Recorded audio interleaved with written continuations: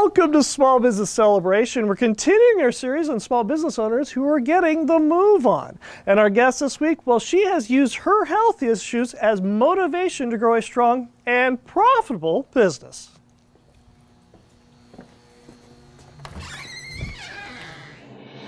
This is Small Business Celebration. Welcome, where we chat with real business owners who have real success and learn from them about what works, what doesn't, and who want you to know that there's a light at the end of the tunnel and it's not a train. Join us where you can learn something that you can use today to grow a strong and profitable business.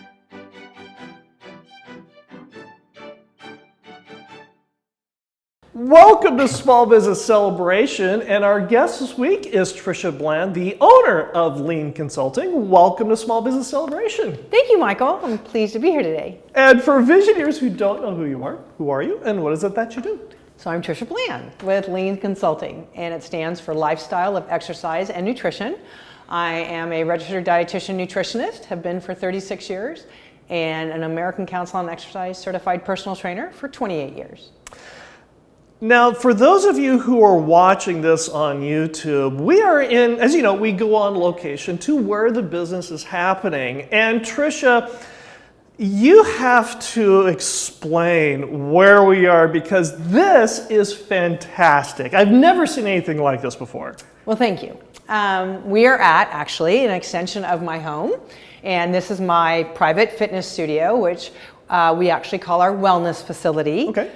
Because I'm a member of the Medical Fitness Association, and that allows me to continue to operate and help people that aren't just looking for fitness, but maybe also have a chronic disease or some other medical ailment, and therefore they need a little bit more one-on-one personal training, but also supervision for their condition that they have. The thing that's fascinating about this Visionaries is the amount of equipment. Now, I've been in many gyms over the course of my time when I was in high school and in college and whatnot. And this is impressive. I mean, you've got gear and equipment and free weights and oh my gosh, where did all this come from? Gradual purchases based on people's needs. Okay. So I have 2 clients actually that don't have their legs. Okay. And so we have adaptive equipment for them. Obviously not one size fits all for exercise. Some people really loathe it. So we try I love getting up at 4 in the morning to go work out. Yeah. Oh, I don't. So we're trying to make it as enjoyable as possible, but also really have a wide enough pieces of equipment and different types of exercise to accommodate everybody based on age. Fitness level, as well as just what is current in the profession. And so I do tend to, I've purchased new things in just, the last few years, obviously looking and seeing what's new out there and really what's good. Not everything that's new is great. Sure. But really what has shown to have the greatest benefit for other people. For those visionaries who've been following me, especially on social media, you know that I recently had shoulder surgery done on my right shoulder. And this is one of the things that I found fascinating when I was talking to Tricia, is that your equipment here is you have different kinds of equipment here depending on the needs or the ailments, as it were, of your client. Yeah. What kinds, give us a brief overview. If somebody is in their 60s, let's say, and they have leg issues, what are some of the things that you would help with them? Or somebody in their 40s that has a shoulder issue, we're not mentioning any names. Right. What would you recommend and help them with what you have here? Well, when they have a leg issue, it depends on if they can do any weight bearing or not. So we do obviously have pieces of equipment right behind you that offers exercise where they use minimal leg pressure. Because they're sitting on a chair. Right, and their legs are extended in front of them, so there's not even that. A recumbent bite where your legs are out in front is different than a sit on top where your legs are down. You're still applying more pressure at times when your legs are down. Right. So it just is, a rower can actually take also some stress off of legs. Right. If it's actually something where it's especially more like the foot and ankle, but the rower it's got a seat and it's like a traditional canoe rowing machine. Like a rowing machine. The hardest thing about that would be if someone had a recent partial or total knee replacement or meniscus tear, because then once again you got to look at how far is that extent. Right. How much flexion they're doing with the knee and extension. So you just, like I said, we want to make sure we have enough adaptive equipment in here to help people with what their needs are. Same thing, like you said, with the age. If they're 40 and there's a shoulder issue, I have some rehab equipment in there for shoulders. You have 3 rooms. Let's let that sink in for a little bit, a moment here. You have 3 rooms worth of equipment, of free weights, of bicycle type, of climbers, of just weight machines. This is incredible. I mean, you've got a lot of great stuff in here. What got you into all this in the first place? Well, going way back. 28 years ago or a so? little further back. Oh, okay. So what got me into, well, yes, 28 and a little further past that got the interest going. I am a cancer survivor. Congratulations. Thank you. And so I was, before that, I was your typical step aerobics, go to the gym mom, 2 to 3 days a week when you could fit it in. Right. But I was always active as a teenager and, in high school and soccer and softball and all those sports after school, AYSO. So, but what happened was when I came down with the cancer and I had bilateral mastectomies, and it was like, I took a whole year of, I had 3 major surgeries that year, and it was then a year after that of like major healing, rehabbing. Right. But then after that, it was like, I wasn't doing anything, and it was kind of, I was a woe is me. I wasn't myself. I wasn't the person that I knew I wanted to be or used to be, way more active. And so I needed a goal, and I know myself, I needed a goal that wasn't just written on paper where I'll go to the gym 3 days a week. I needed a goal that forced me, no matter what, I had to do something to get that goal. Meaning, no matter what, I wasn't going to achieve that just by my choice. And that was getting certified, I thought, as a trainer, taking a test, passing the test. And back then I also had to do a physical endurance test. So doing a physical test, and that forced me to say, oh, I have to get into shape. Right. And so when I narrowed it down to the American Council on Exercise based on kind of like what I wanted to do with it. Right. I never thought it was going to get this way. More of a hobby. But I decided that in doing that, I would take the test, and called them, and they said, well, you can take one in 4 weeks, 6 weeks, 3 months, we can just pick a date. And I picked it 18 months out. Why 18 months? Because I knew how weak I was. I knew that, having my pectoralis and serratus muscles cut and changed and moved, and all the reconstruction that I had done, I knew, and lack of strength from atrophy, I knew I had a lot of work to do. Was this a situation, because goal setting is very important to a lot of business owners. Oh, yes. And was this one of those situations that you were able to figure out your 18 months because you worked it backwards? You went through and said, I have to achieve this before I can do this, and it's going to take this amount of time. And after I do that, then I climb to the next step and the next step. And then is that how you figured out the 18 months? Or was this one of those situations where you went down to McGarry's pub and went to the dartboard and threw a dart and said, oh, 18 months works? No, I'm not a beer drinker. How I determined it was, I looked at what the requirements were, right, and I knew where I was at, and I knew that it was going to take me quite a bit of time to get there. Right. So I really wanted to pass, and I really wanted to give myself the time, because I still had, when I had them, my children were 4 and a half. I had twins. Oh. So I had that commitment. Right. Not only one child difficult, now you got twins. Right. And I was working full time. Right. I wanted to be realistic. I didn't want to have the test come up and cancel the date, because I wasn't ready. What's the difference between being realistic and using as a crutch and excuse to keep putting it off? That's the word try. Got it. I always tell people when they come in my office and they say, well, I'll try to do that. And I said, oh, you just told me you're not going to make it. In the next segment, we're going to talk about nutrition, which is a very important part of L.E.A.N, the N in L.E.A.N consulting. Yeah. But before we do that, for the business owner that is looking for personal training to achieve personal goals, that needs somebody or wants somebody to help them with that encouragement, help them improve their wellness, how do they get in touch with you? Thank you for asking. You can reach me at my phone number, which is 661-201-6298, or you can get me on my email, which is my last name, Bland, B-L-A-N-D. My friends call me Nutricia, so it's Bland Nutricia, N-U-T-R-I-C-I-A, the number 1 @gmail.com. And when we come back, I've got a Visioneer question here that has come across my email and my social media numerous times, talking about every time I go to the doctor, it seems to get more complicated, which Tricia is going to answer when we come back, and how to improve your nutrition at home when we come right back. Hi, I'm Dr. Hugh Beatty, the Wellness Doc, aka TWD.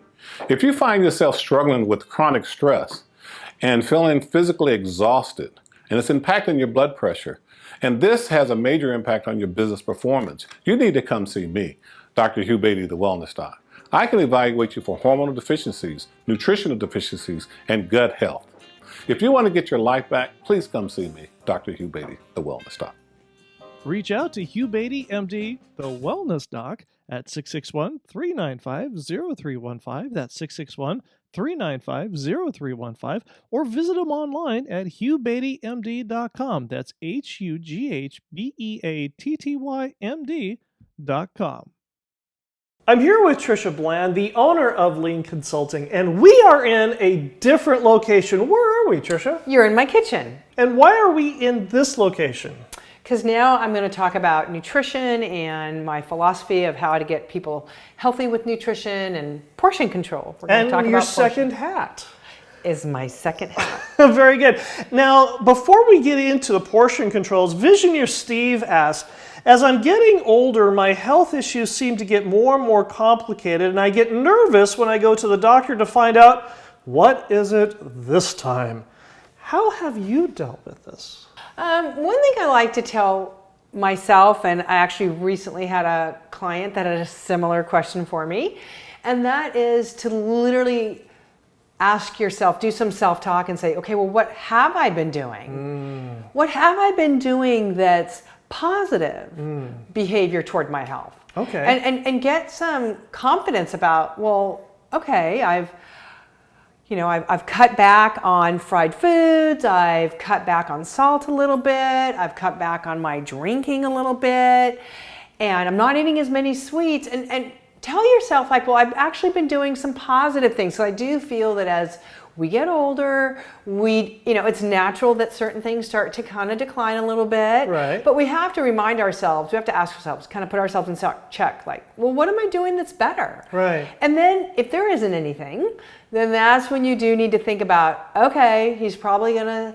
or he or she is gonna say, well, my blood sugar might be up or my cholesterol might be up. Right. And that's when you've just got to be honest with yourself and say, okay, well, I have been doing A, B, C, and D, and I got to do a little bit of less of that, right, and more of this, which could be exercise or substituting leaner proteins for higher fat proteins. And that's when you just got to, put it in a realistic perspective of you do have a lot of control that you can put to practice. Sure.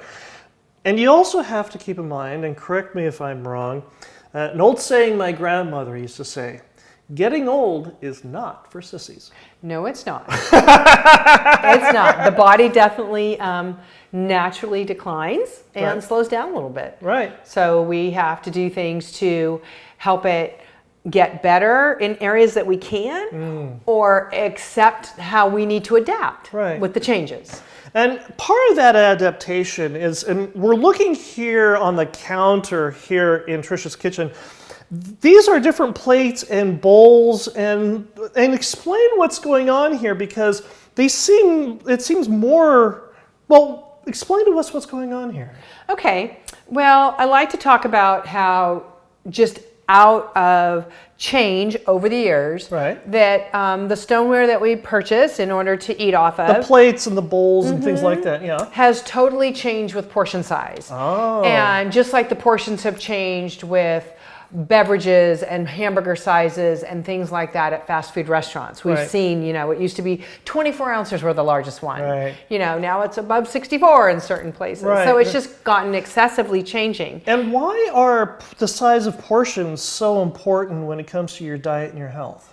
Well, portions equate to calories. I don't talk about calories when you see me as a dietitian because calories don't talk about the composition of the food. I mean, you could put in front of me 100 calories of carbohydrate, 100 calories of fat, or 100 calories of protein, and they'll all be 100 calories. Right. But they'll all be metabolized differently in the body and do different things for your body. So bread will do something different than grains will, so bread will do something different than meat will do something different than other kinds of fat, exactly. Right, than fats. And so with those the 3 macronutrients, we want to explain and teach people how they work differently in your body. And that way I believe you'll take greater ownership for what you put in your mouth because what you put in your mouth either makes healthy cells or unhealthy cells. So it's important to make, I would say I call it the 90-10 rule, 90% of the time, the better choice. True. But you do allow for that 10% for that occasional Oh, for piece sure. of chocolate. I want people to celebrate their birthdays. They come once a year. I want cake too, and I want the corner piece with more frosting. So, you definitely want to celebrate. You want to celebrate the anniversaries, the birth, the weddings. You want to celebrate going on a cruise. It's important that you enjoy celebrations, and then you can get back and go, oh my gosh, I had so much fun. I'm ready to get back on track. Describe for us these different plates and what they mean. Okay, well, this is the dinner plate size back in 1960. And it's about it's what, 8 inches in diameter? Is that about right? 8 inches, 9 inches in diameter? Yeah, it's just 8 inches. And what I like to show is that it is the size of our salad plate today. So back in the 60s, an 8-inch plate was what your main course went on. Now it's just the appetizer. Right. Wow. Or the salad. Yep. And so then here is the cereal bowl for 1960. And this is what I like to show. And the bowl is like, what, 4 inches in diameter? Okay. And what I like to show is that this is a half cup of cereal. And now if I put the same portion, which is what's recommended still today as the right amount of cereal, you can see what it would happen in a portion bowl of today. Which people typically fill up. This is like 6 to 8 inches and another inch and a half deeper. Yeah, and people typically will fill their cereal up near the rim. Well, I do. And add sugar. And so it's just a lot more calories because they just don't know what a true portion is. And now we get to the dinner plate. Yeah, so that was the dinner plate that came out in 1990, this size. But this is so our dinner plate today, the difference is that it's kind of hard to see, but the rim goes all the way to here. So once again, if I take the portion size, which was still recommended, and we put everything where it goes, you can see where the rim comes in. So it still narrows how much you're going to put on your plate. So the dinner plate, just from 1960 to 1990, it got bigger. It went from 6 inches to 10 inches. Mm-hmm. But then when you put this on here, you'll see that without having that big rim, people ultimately will look at it and go, that's like way too small of a piece of chicken. That's a really small potato. And boy, I didn't get my money's worth on that broccoli. So they naturally eat more. Right, or at the restaurant, they would never serve that. So people are just getting more food, and then it's served to them, and they're paying for it, so they're going to eat it.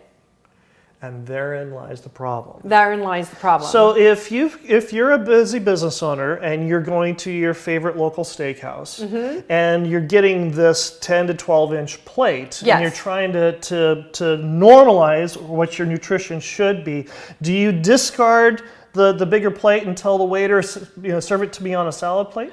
No, that's when you tell yourself you're eating half and you get a doggy bag. Or to-go box to go home. You're telling yourself I'm eating 3/4. It really depends on if you're male, female. I mean, I know they should not have male, female portions on a menu. Right. But if a 5-foot woman ate the same thing as her 6'2" husband, there's just a mass difference that you know right off the bat. Right. And they order the exact same meal.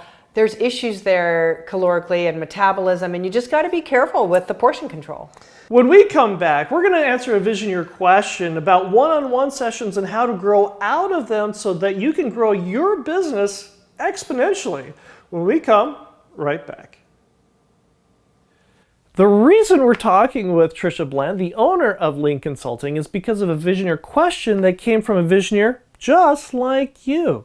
We had a Visioneer that wanted to find out about how to eat correctly, also known as portion control, at a business lunch without losing face. So if you've got a question, you've got a thought, something you'd like to learn about here on Small Business Celebration, reach out to us on LinkedIn, Facebook, and Instagram and let us know. Who knows, your question, your thought, something that you would like to learn about might appear here on Small Business Celebration. So reach out to us on LinkedIn, Facebook, and Instagram today. I'm here with Tricia Bland, the owner of L.E.A.N Consulting. And Tricia, first of all, you've changed. I have. This is my other hat, my second hat as a personal trainer. And this is all of your workout outfit. That's it. Gucci? No. They don't make talls in Gucci. Oh, darn. But we are standing here, or you're standing in front of this wonderful piece of equipment, and there's two parts of this that's very important. First of all, describe for our listeners what this is. It's called a Gravitron. Okay. And it offsets your body weight with an air compressor, and it allows you to do assisted chin-ups, pull-ups, and dips, which most people can't do on their own. Why is this Gravitron so important to you? Yeah, this is my very favorite piece of upper body equipment because it brought me back from every surgery I've had, 13 chest surgeries, and it's brought me back from every one to get my strength back. Wow. And because it's assisted, it allowed me to start at the lowest level and work up to achieve greater and greater strength. How many of your clients use this piece of equipment?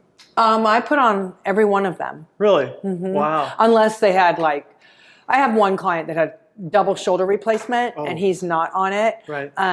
But then even the people that have had rotator cuff repairs, there's certain positions we don't get them into, but other positions they can do. Well, show us how this works, and I'll try to describe what you're doing. So please do tell. I've already programmed it. So I'm allowed to, it allows me to just offset my body weight. And you've done it sort of like a push-up bar, and it's just pushing and then I go back into dips, and it counts for me, and it keeps track of my minutes. And then right when I go from the dip position, I can go right into a military pull-up.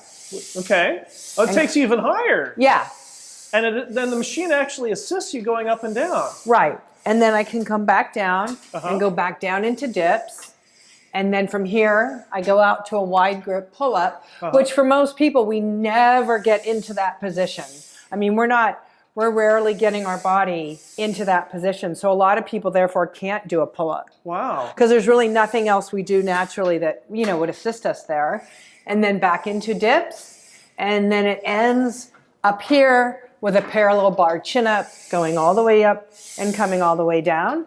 And so I work people through a total of 72 reps. Wow. Of each one. So they're cycling through doing 12 reps in each position. And then you just come on down gently. And then when you push the button, the air compressor takes out all of the compression, and then you can step off safely. And you've achieved your great morning upper body workout. And take a towel and towel off in the process. Yeah. Now, you also have another piece of equipment in here that we're going to that we're going to show you in a minute here. But I have to ask you a question from Visioneer Brianna, because as you know, we get a lot of questions from Visioneer Nation. Yes. And as we're going over here, Visioneer Brianna asks, we are trying to reach more people with our message and services and working with clients beyond one-on-one sessions. What have you found that works? I like to do small groups, and have a easy, casual, circular, open forum. Right. First of all, it allows people that are a little shy to do one-on-one or a little intimidated to kind of get relaxed, listen from others, and then engage. And so I find it really helpful to get a group of people who are interested in the same topic of nutrition or exercise, whichever it is, and then do a small little group setting. And that has been very effective for me. Does that allow your business to grow because you're using the word of mouth marketing technique, as it were? Does that help you grow your business? Oh, it does. It does. In fact, I've been very blessed because I've never advertised. My business has solely been from word of mouth. Right. What helped me was starting in, yes, I'm still in the medical field, but I'm in private practice, but starting in the hospital setting and with Catholic Healthcare West for a long time, and earlier than that was Sutter Healthcare Systems in the Bay Area, to get a really good rapport with a physician network, and then let them know I was going into private practice. And so that's how I get a lot of my clinical referrals. And now, just the community knowing me and different doctors knowing me, as well as my own physician. Sure. And she sends clients, because there aren't a lot of dietitians in private practice. Well, and dietitians that also do the physical work and the physical therapy that you do. Yeah, so when you say physical therapy, just to clarify, I like to let people know that I'm not a physical therapist, but if they have left now their physical therapy and need continued adaptations to their workout, we have a lot of different actual things that are in physical therapy settings to allow for that. Right.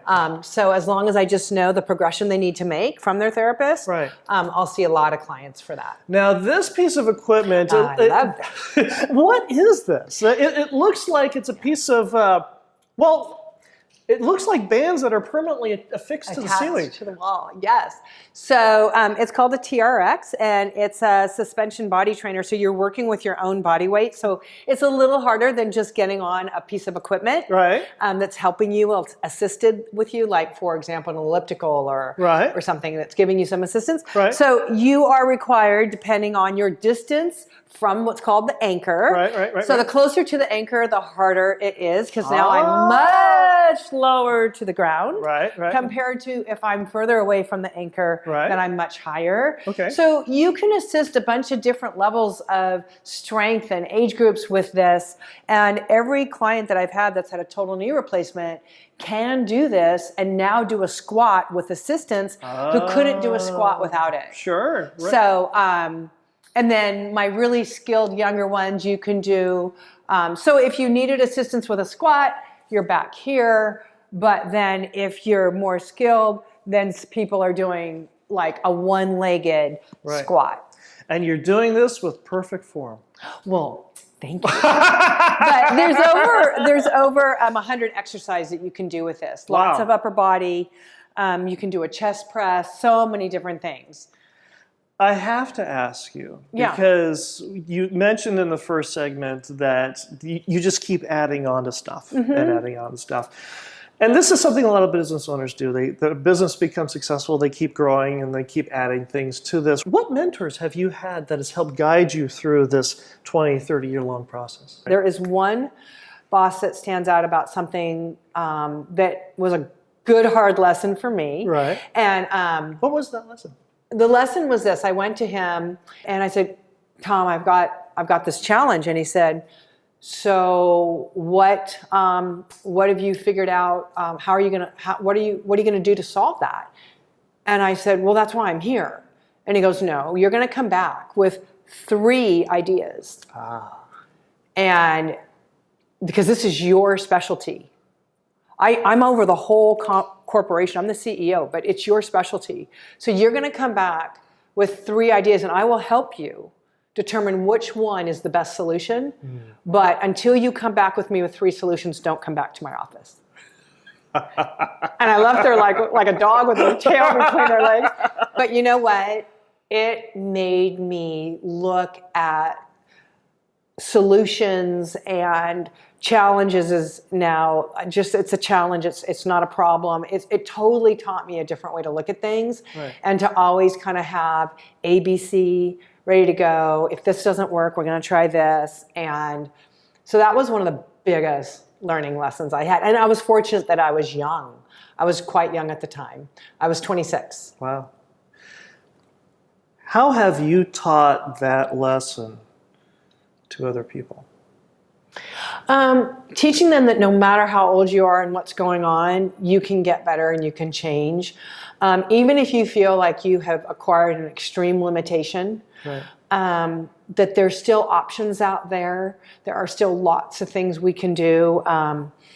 It was like the time that I helped my client who lost both of his legs get a recumbent bike, and now we actually do races together. Wow. Glenn and I stay behind him on our tandem and help him get his refreshments at the pit stops. And so, just getting people to keep going, that there's still so much joy in life, even when we're confronted with huge challenges and huge hiccups that make us stop.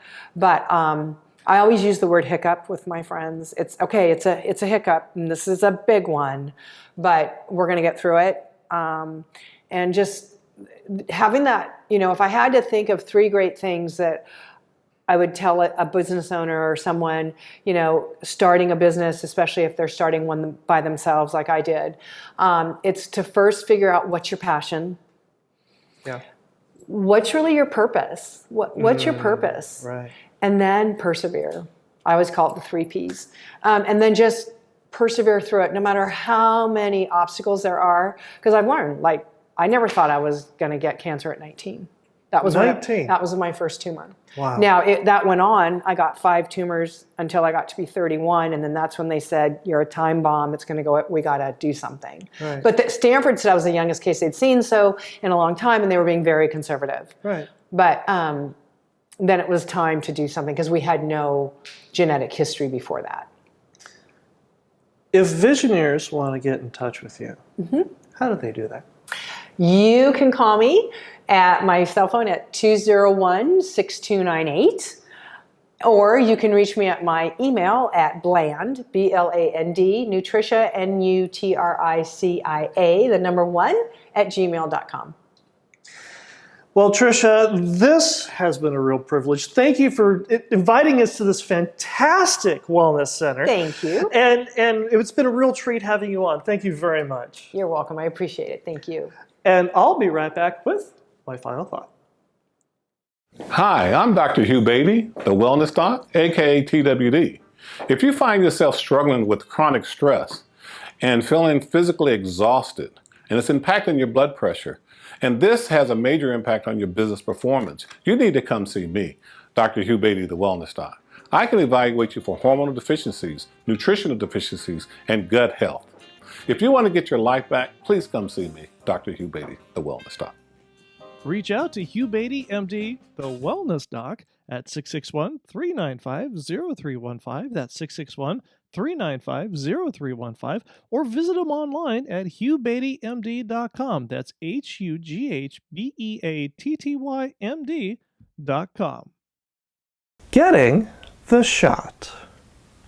A lot of you visionaries may know I recently had shoulder surgery, and as part of my recovery, my beautiful bride took me on a day trip to the Kern River. And the Kern River is one of Kern County's most beautiful and wonders of nature. And on this particular early summer day, my wife and I went up the Kern River Canyon, pulled off to the side of the road, and went down to the banks of the river to enjoy nature's beauty and wonder. And we came upon a photographer. Now, it's not uncommon for there to be photographers taking pictures of the Kern River. In fact, photographers come from all over the world to take pictures. But this photographer stood out. You see, he was going up and down the banks of the river taking pictures with his camera. But something caught his eye. He lifted up his camera, he took a couple pictures, looked in the viewfinder of his camera, adjusted the settings on his camera, took a couple more pictures, changed the focus, took a couple more, looked at the results on his camera, changed his position of where he was standing, changed a couple more settings, took a couple pictures, and finally, he got the shot. He got the picture he was looking for. And it struck me. This photographer instinctually knew something that a lot of us business owners have to learn. You see, The Kern River moves very quickly. It's splashing everywhere. There's a lot of things going on. The wind is blowing through the trees, making all the leaves rustle. There are bugs flying everywhere, getting into everything. And yet, this photographer blocked all of that out, focused on what he saw was important, changed his position, changed the way he took the picture, changed the settings on the tools he was using until he got the shot. He got what he was aiming for. I hope you enjoyed our conversation this week with Tricia Bland, the owner of L.E.A.N Consulting, and I hope you learned something that you can use today to grow a strong and profitable business. And I'll see you here again next week. By the way, if April showers bring May flowers, Yes. what do May flowers bring? They're a boat. And no, they're a trucking agency, and they bring. Close. Pilgrims. You almost got the first time. Got it. Well, they are a trucking agency. They are a trucking. I had that plastic truck as a little girl. Really? A Mayflower plastic truck. I'll never forget it. I loaded my Barbies in it constantly. My parents gave it to me. I don't know where they got it. Do you still have it? No. Oh. Did you wear it out and it ended up? No, but I still have my Barbie house. Really? Yes, I do. Wow. That's cool. That's cool. And now my granddaughters play with it. Nice. You know, I refuse to grow up because growing up is just plain garbage. That's it. There it is. I'm here with Tricia Bland, the owner of L.E.A.N Consulting, and we are. I'm speechless, but because let me try this one more time.